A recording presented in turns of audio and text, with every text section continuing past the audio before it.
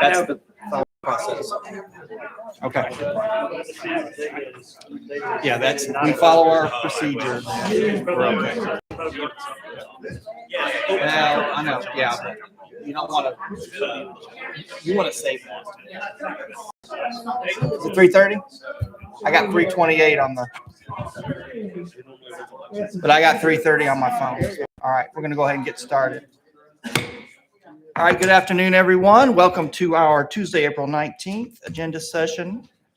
If I can get approval for the minutes. Thank you very much. Minutes will stand without objection.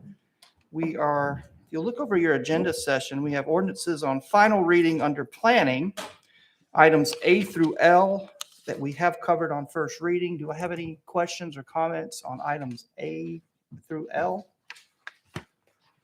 I am seeing no lights, so we will move on to ordinances for first reading. We have two items in District 8 that we did have some complexities last week. We have ironed those out. I have confirmed with our director of RPA that alternate version number 2 does satisfy the conditions and requirements that were discussed, and also item B has been confirmed as well for the RTZ. Councilwoman Knoll, do you have anything you want to add on those? Are your items? Do you want to hit your light? Hit your light for me. Thank you. Nothing except I'm glad to see that we have concluded these, especially the one on Holt's Claw, because there was several steps that we had to take with the residents as well as the neighborhood association and the owner of the daycare, but they all came together. So, well, thanks for your hard work on that. It came together. Yes. So thank you, ma'am. Mm-hmm.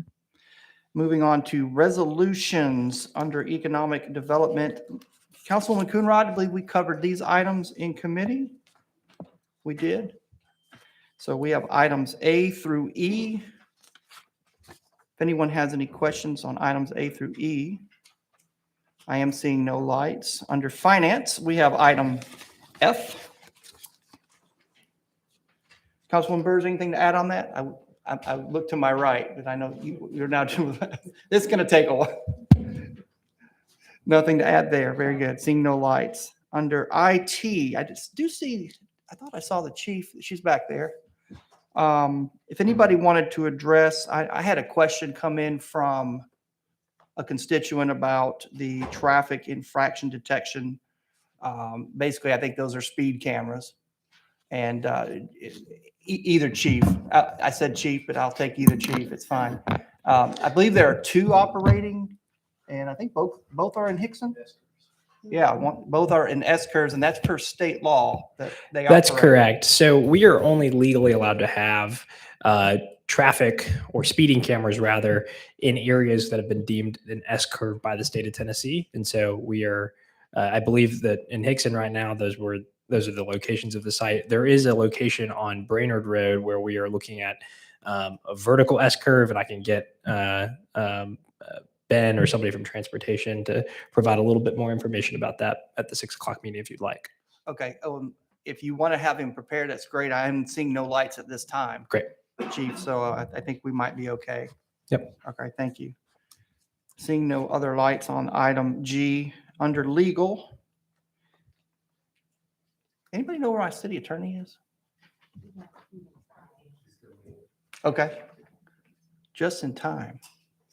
Oh, that's Ms. Strong. So, you want to answer the legal questions for me, Kimberly? The floor is yours. Floor is yours if you'd like. There she is. So, sorry about that. We had another. No worries. Thanks for joining us. We're on item H, and I believe under legal, this addresses actually adding 2 firms as additional resources. Am I correct? Yes. Okay. That was an easy answer. All right. Then we're good. Sometimes it's easy. Sometimes it's easy.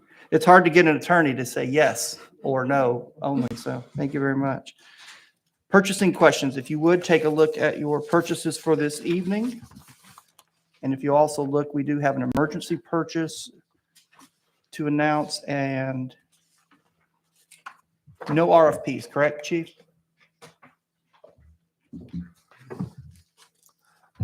We do have a RFP. And I don't believe we have an emergency purchase, but if you've got something different on your sheet, I'm happy to take a look at it. But yes, we do have one RFP purchase for audiovisual systems, goods and services.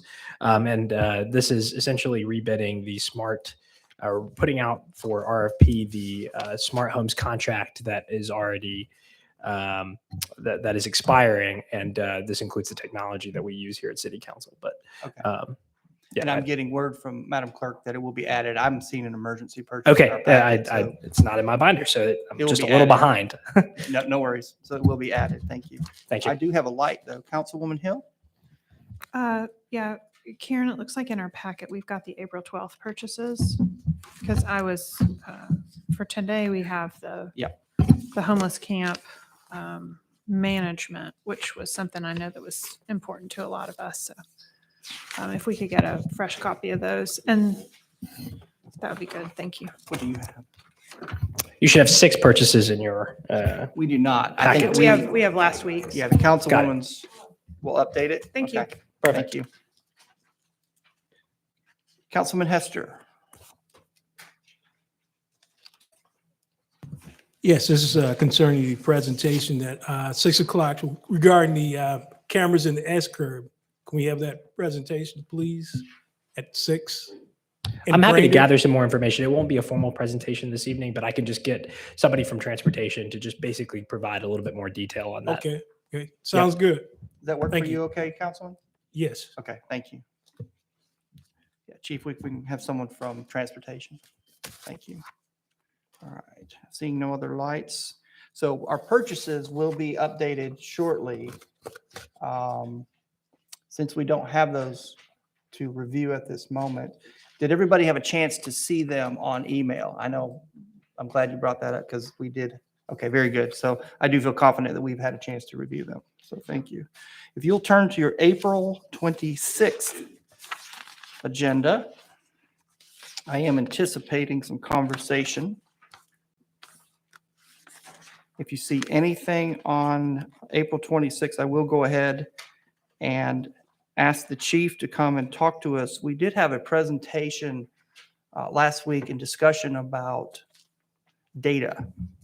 And I think what we have found is that thanks to our open data personnel, Andrew, you and your team, you were able to correct some irregularities or in the tools process. And I think that was a really important thing that you did. And I want to thank you for doing that. But at this time, I think if we'd like to come and tell us what you found, because that did make some changes to the map. And I want to make sure that that map is presented openly in this forum and to the public and open for discussion. Yeah, absolutely. So I'm just going to go ahead and turn it right over to Andrew. So that makes my remarks very brief, but you've summed it up better than I could. So thank you. Sorry, I'll stop doing your job, Chief. Yes, and I think we have a presentation. If we could pull it up.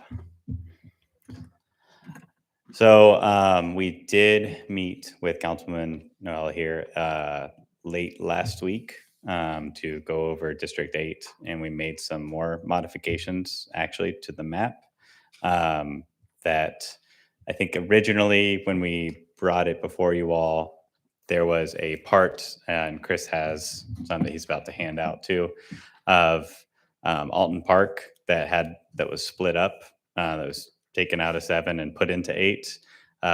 We have, long story short, put that back into District 7, and now there is a portion of Glenwood that is in District 8. So updates 1 through 6, again, no changes compared to what we originally proposed. So we're no longer splitting Alton Park or adding. There were 3 blocks on Dodson and Wilder that were going into 8. Those are now staying in 9, like originally proposed. Again, the Fort Cheatham area is going from District 9 to 8. And then Glenwood, there is a split between 8 and 9, where District 8 now has the area north of East 3rd and west of Glenwood Drive. It makes, here's the population table, it makes the populations correct.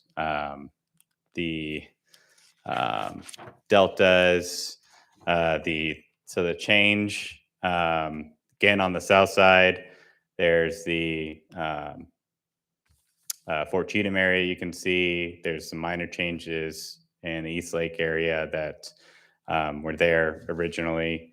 And then the biggest change so he handed you a physical map. So one is just physical map of the whole thing. And then the second page is a zoomed in area around Glenwood, where we've recently had to make a change that took like I said, the north part of East 3rd, north of that and west of Glenwood, which is essentially Memorial Hospital and about two roads worth of houses, as well as some apartment complexes on the north side of Glenwood that would then be moved into District 8 to get the majority-minority satisfactory.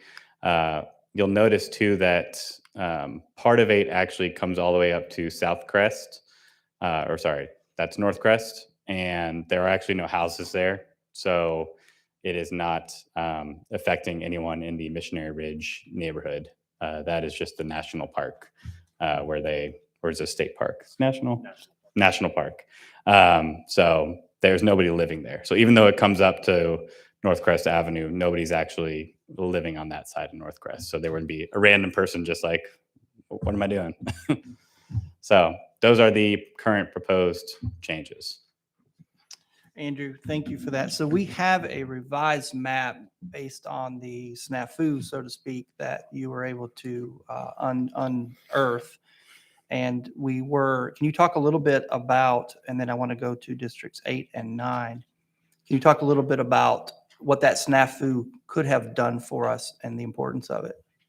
Yeah, basically the original data was incorrect, and the snafu, you put it, potentially could have opened us up to some liabilities, as we would have only had 2 majority-minority districts versus 3. So we felt that it was prudent to de-risk the situation by ensuring that there are 3 majority-minority districts. And then I've asked you this question from a different position on the dais, but we are very confident in our information. Yes, highly confident.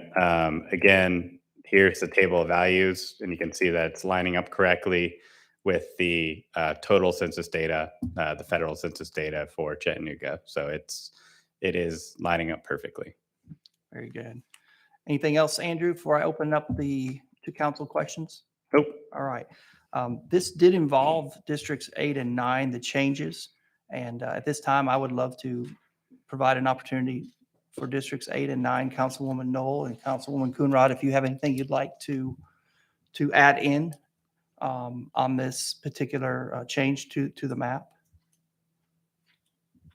I'm not seeing any lights, so I'm going to take that. Oh, I do see Councilwoman or Vice Chairwoman Dotley. I'm going to get that. We got to get these titles down. I like Madam Vice Chair better. Does that work for you? Madam Vice Chair. All right. With that, if there are no comments from District 8 and 9, and if there's consensus on the council, I would like to substitute the map currently that's on 6A with the map that is currently presented. And also thank you, Andrew and Chris, for diligently working on this for us and making sure that we had accurate information. So I am hearing that is in the form of a motion. So if you'll allow me to consult with the city attorney, can we replace that map at agenda session? It is on the agenda for next week. Will you help me with that process, please? Okay.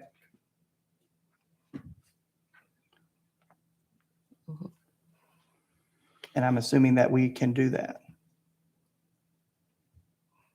I'm confused about what. We have a replacement map that has been openly discussed, and we would like to replace the map that is currently in place and substitute it with the map that has been presented Today. Yes. Okay. Can we move that through a consensus? Or do we need to take a vote on that? She's made a motion. The motion is and we do have a second. So I will then take a vote. All those in favor of replacing the map that was presented today for next week's April 26th vote, please say aye. Those opposed? Seeing none. Madam Attorney, will you please make sure that new map as presented today in this public forum is added in replacement? Thank you. All right. Councilwoman Hill, I see your light. Thank you. Andrew, could you please go back to the slide where we just see the populations of each district? I'd like to make note of those. It went very fast. Yes, sorry. Thank you. We can also, I can share this with you. Yeah. And it's in the, I think, the Google Drive for the presentations.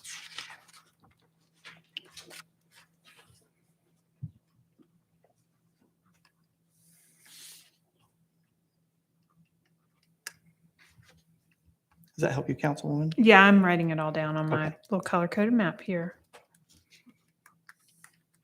We can move forward if we could just leave this slide up for a couple minutes. Thank you. I'm seeing no other lights, so if April 26th is covered, let's move on to future considerations. If you take out in your packet, we do have the updated future considerations, correct?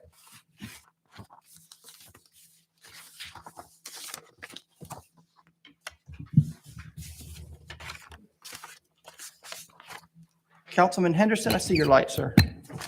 Chief, the items for, well, I guess A, B, and maybe C, in negotiating the new contract. Anytime I see that we're doing something that involves retired employees, it always gives me a little bit of pause to make sure that we're not changing anything that they currently have that would affect them in a negative way.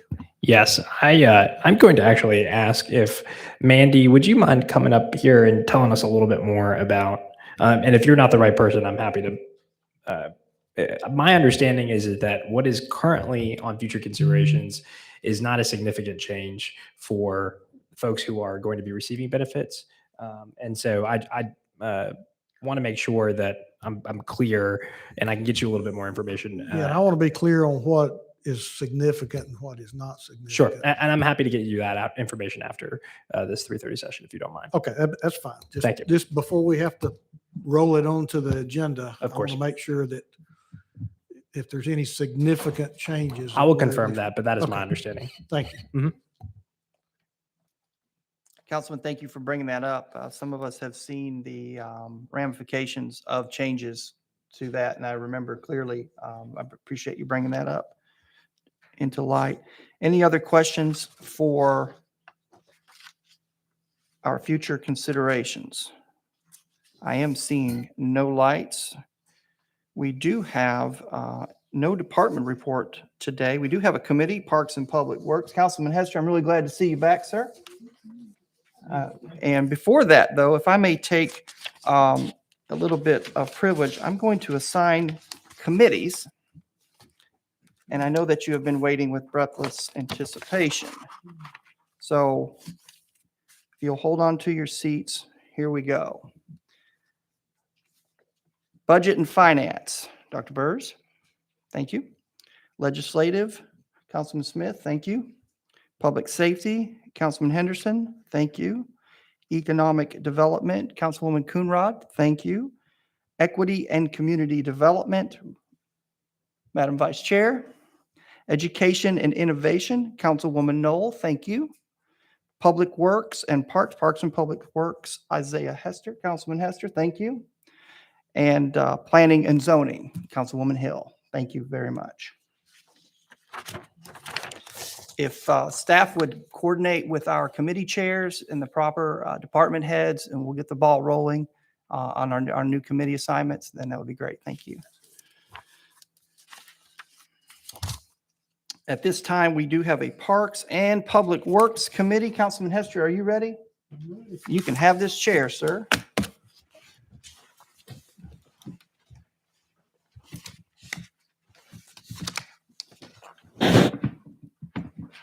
Just got here and you're kicking me out. Thank you, Chair. I want to welcome you to Parks and Public Works Committee. Can we approve the minutes? Okay. We have ordinance on the final reading. We're not going to read that, but do you have any questions regarding VM?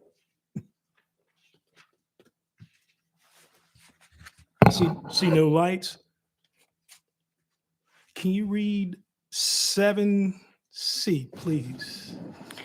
A resolution authorizing the administrator for the Department of Public Works to approve change order number 1 with Vega Corporation of Tennessee of Chattanooga, Tennessee, for contract number R20018201, Summit of Softball Complex Fire Detection, for a new contract amount of $157,680, for an increase of $106,180, with a contingency amount of $100 for the contract amount of $162,680.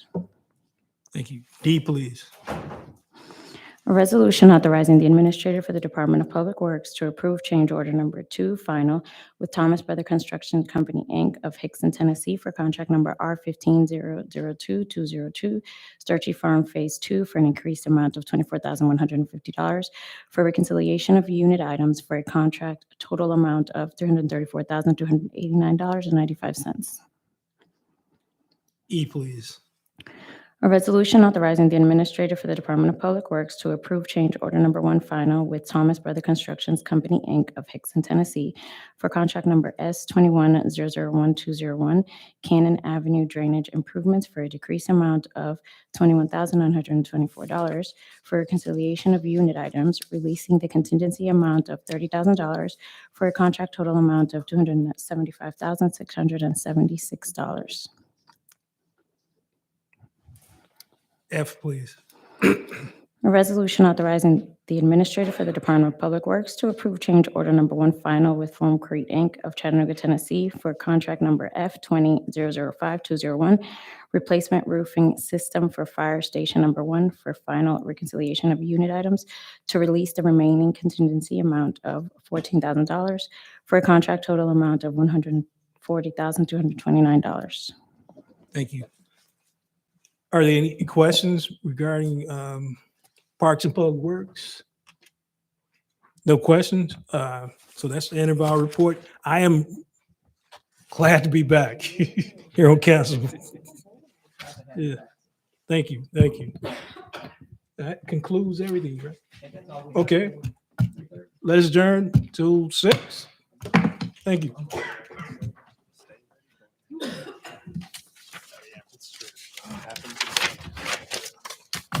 I'm doing this report. I missed.